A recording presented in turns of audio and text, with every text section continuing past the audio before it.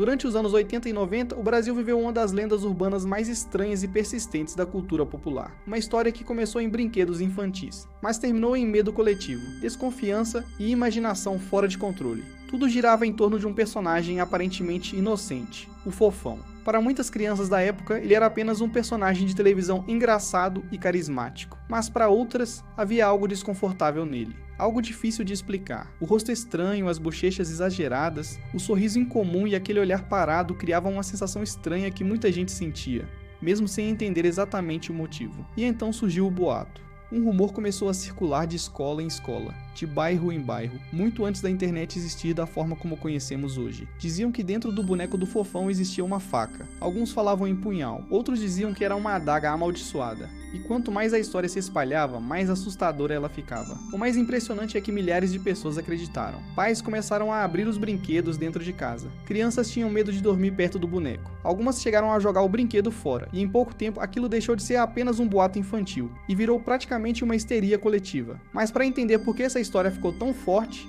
é preciso voltar ao começo.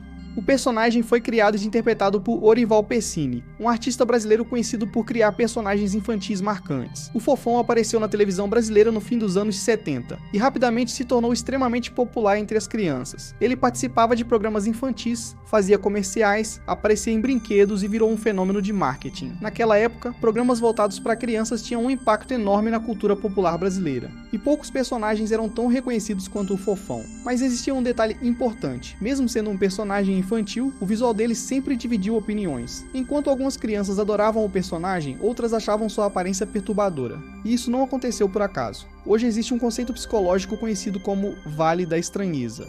É uma sensação de desconforto causada quando algo parece quase humano, mas não humano o suficiente para parecer natural. O cérebro percebe pequenas imperfeições no rosto, nas expressões ou nas proporções e reage com estranheza. E olhando hoje para o boneco do Fofão, muita gente entende por que ele causava essa sensação. A cabeça desproporcional, os olhos fixos e as bochechas exageradas criavam um visual muito diferente dos brinquedos infantis tradicionais da época. Sem perceber, aquilo já preparava o terreno perfeito para uma lenda urbana. Em algum momento dos anos 80, começou a circular uma história de que havia algo escondido dentro do boneco. Segundo os rumores, ao abrir o brinquedo, seria possível encontrar uma faca presa dentro dele. Algumas versões diziam que aquilo era satânico, outras afirmavam que servia para possuir crianças. E como toda lenda urbana, cada pessoa aumentava um pouco mais a história antes de repassá-la adiante. O problema é que muitas pessoas realmente abriram o boneco, e quando abriram, encontraram uma estrutura rígida e pontiaguda dentro dele. Aquilo foi suficiente para transformar o rumor em prova, mas a realidade era muito menos sobrenatural. A peça encontrada dentro do brinquedo era apenas uma haste de sustentação. Como a cabeça do boneco era muito grande e pesada, os fabricantes precisavam colocar uma estrutura interna para manter o formato do brinquedo firme. Só que para quem já estava influenciado pelo medo coletivo, aquela explicação parecia insuficiente. O cérebro humano funciona de maneira curiosa quando medo e imaginação se misturam. Quando alguém acredita que algo é perigoso, qualquer detalhe passa a reforçar essa crença. E foi exatamente isso que aconteceu.